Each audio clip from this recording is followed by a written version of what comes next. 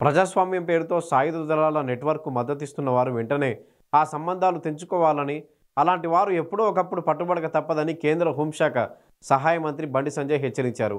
ఒక మావోయిస్టు వర్గం తెలంగాణ రాజకీయ నేతలతో కుమ్మక్కైందని ఇటీవల సరెండర్ అయిన మల్లోజుల తెలిపినట్లు నేషనల్ మీడియాలో వచ్చిన కథనాన్ని బండి సంజయ్ ఎక్స్లో పోస్ట్ చేశారు.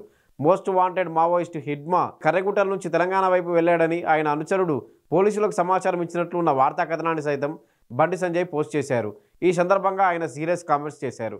కేంద్ర బలగాలు మావోయిస్టు కార్యకర్తలను వేటాడడం వరకు ఆగిపోవన్నారు. ప్రధాని మోదీ, హోంశాఖ మంత్రి అమిత్ షా మార్గదర్శకత్వంలో అవినీతి, నేరాలు, తీవ్రవాద సంబంధాలను కాపాడుతున్న వారిని కూడా కేంద్ర బలగాలు వెంటాడతాయన్నారు. అలాంటి వారి పట్ల ఎలాంటి కనికరం, ఉదాసీనత లేకుండా నిర్మూలిస్తాయన్నారు. ఎవరైనా ఎంతటి పెద్దవారని భావించినా అలాంటి నెట్వర్క్ల నుంచి పక్కకు తప్పుకోవాలని బండి సంజయ్ సూచించారు. దేశ అంతర్గత భద్రతకు విఘాతం కలిగిస్తే ఎంత పెద్ద నాయకులైనా కూలిపోవాల్సిందేనని అన్నారు. తెలంగాణ రాజకీయ నాయకులు దీన్ని హెచ్చరికగా భావించాలంటూ బండి సంజయ్ ట్వీట్ చేశారు. ఇటీవల లొంగిపోయిన మావోయిస్టు అగ్రనేత మల్లోజుల వేణుగోపాల్ అలియాస్ భూపతికి మావోయిస్టు పార్టీకి మధ్య అంతర్గత విభేదాలు వచ్చినట్లు నేషనల్ మీడియాలో ఒక కథనం వచ్చింది.